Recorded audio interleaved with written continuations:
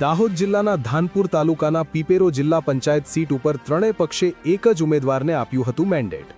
દાહોદ જિલ્લામાં પ્રથમવાર આવી ઘટના જોવા મળી કે ત્રણેય પાર્ટીએ એક જ વ્યક્તિને મેન્ડેટ આપ્યું હોય.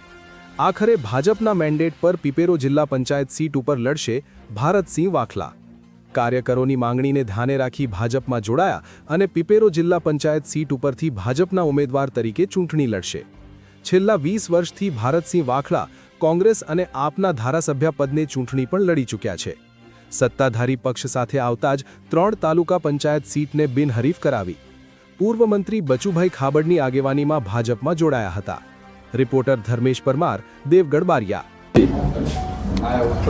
આજે દેશના યશસ્વી વડાપ્રધાન શ્રી નરેન્દ્રભાઈ મોદી સાહેબ, માનનીય શ્રી આપણા ગૃહમંત્રી દેશના અમિતભાઈ શાહ સાહેબ, આપણા ગુજરાતના મુખ્યમંત્રી શ્રી ભૂપેન્દ્રભાઈ પટેલ સાહેબ, આપણા ઉપમુખ્યમંત્રી હર્ષ સંઘવી સાહેબ, આપણા પ્રદેશ પ્રમુખ શ્રી જગદીશ પંચાલ સાહેબ, આપણા અહીંયાના દાહોદ જિલ્લાના સાંસદ શ્રી જસવંતસિંહ ભાભોર સાહેબ હોય કે આપણા દાહોદ જિલ્લાના પ્રમુખ શ્રી સ્નેહલભાઈ ધરિયા હોય કે અહીંયાના અમારા દેવગઢ બારિયાના વિધાનસભાના ધારાસભ્ય શ્રી અને માજી મંત્રી શ્રી બચુભાઈ ખાબડ સાહેબની રૂબરૂ આજે હું ભારતીય જનતા પાર્ટીમાં જોડાયેલો જ હતો અને મેં મેન્ડેટ માંગ્યું હતું. મને ટિકિટ આપી અને મેં ફોર્મ ભર્યું.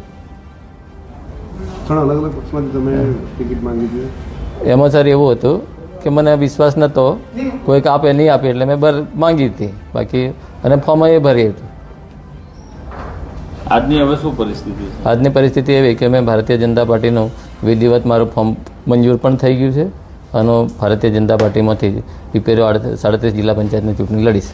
કોંગ્રેસને આપે પણ મેન્ડેટ આપ્યું છે, એ ફોર્મ મંજૂર થયા છે કે રદ થયા? એ તો મેં સોગંદનામું કરીને રદ કરાયા છે. ઓકે.